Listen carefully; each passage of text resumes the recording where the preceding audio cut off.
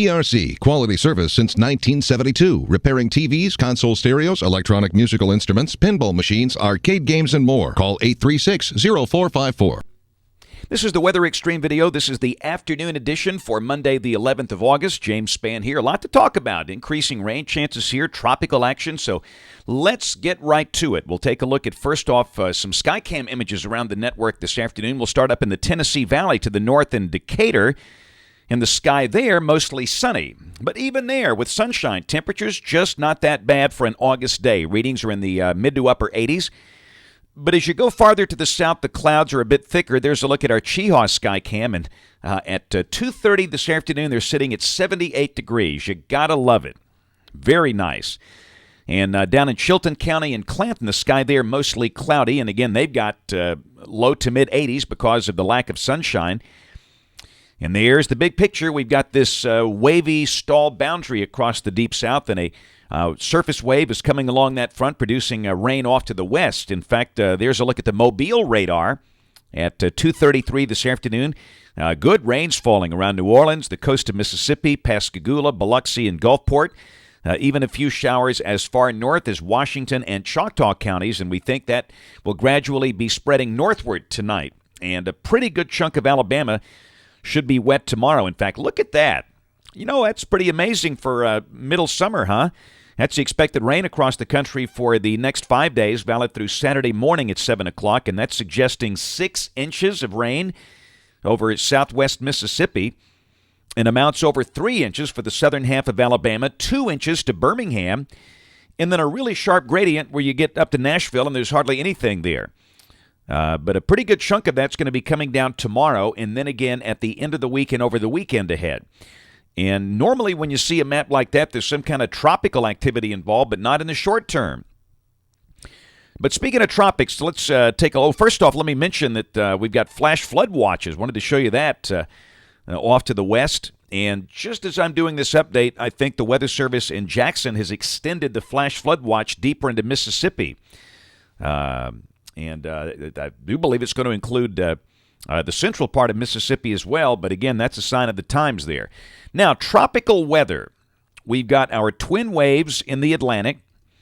One is around 48 west, another one around 32 west.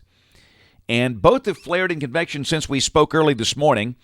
Neither one particularly well organized, but both seem to be in an environment where they could strengthen. Could we have 2 tropical storms, 2 hurricanes? Not out of the question. We'll just see how the whole thing plays out. We'll take a look at the modeling first off on that lead wave. This is 92, and the models want to bring that to a point near or just north of Hispaniola in 120 hours. And that certainly looks like the kind of system that if it can not be completely disrupted by Hispaniola, wind up coming through the southern Bahamas and then shooting the gap across the Keys into the Gulf of Mexico. But again, it's just too early. It's not organized. We'll just have to wait and see. Here's 93. This is the one coming up behind it, and it's on a general west-northwest motion. Some bend toward the pole there at the end of the forecast period. In fact, the GFDL wants to bring that one up to hurricane strength. This is at 120 hours coming off the GFDL on 93L. And but it's got it moving north. It wants to turn this one north. Now, will it bend back to the United States East Coast or keep recurving?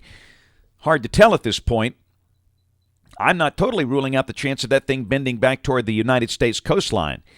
But that one does not seem to be a Gulf storm. If we are going to see a Gulf storm out of the 2, I think it'll be the lead wave, which is 92. So just something to watch in coming days. Let's look at the GFS and see what we got here. This is the 12Z run, valid at 1 o'clock tomorrow at 500 millibars, about 18,000 feet off the ground. General ridging out west, general troughing over the east. Nice little shortwave rotating through Mississippi, and that, again, is associated with a surface wave and a stalled front. That looks like a good rain producer tomorrow. Periods of rain, maybe a storm, severe weather not likely because of the lack of instability, and by golly, we might stay in the 70s all day tomorrow, if that's right. Rainfall amounts of 1/2 to 1 inch. That's a rare August day. Wednesday, the surface wave is on to the east over Atlanta. And you would think that by Wednesday, with the surface wave moving on to the east, drier air pulls in here, and most of the rain Wednesday will be over the southern half of the state. And pretty much the same deal on Thursday. It pulls the front almost down into the northern Gulf, and we do note that green patch there. And we'll mention a small chance of a shower Wednesday and Thursday, but it looks like most of those days will be dry and warmer, with upper 80s, maybe around 90 by Thursday. And Friday at this point, it doesn't look overly impressive for rain, but Saturday as we start the weekend, we note energy again off to the west, that shortwave approaching, and at the surface, we'll watch moisture pulling up in here.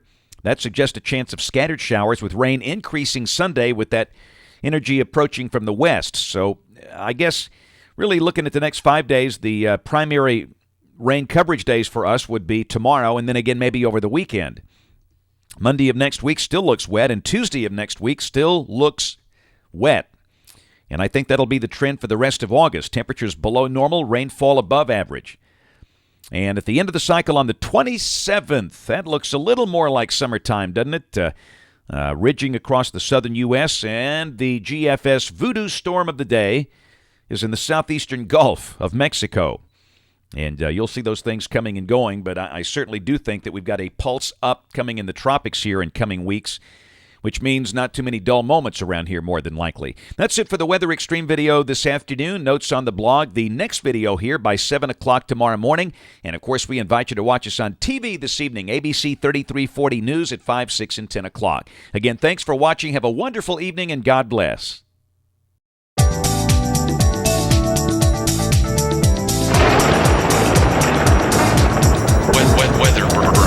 Weather.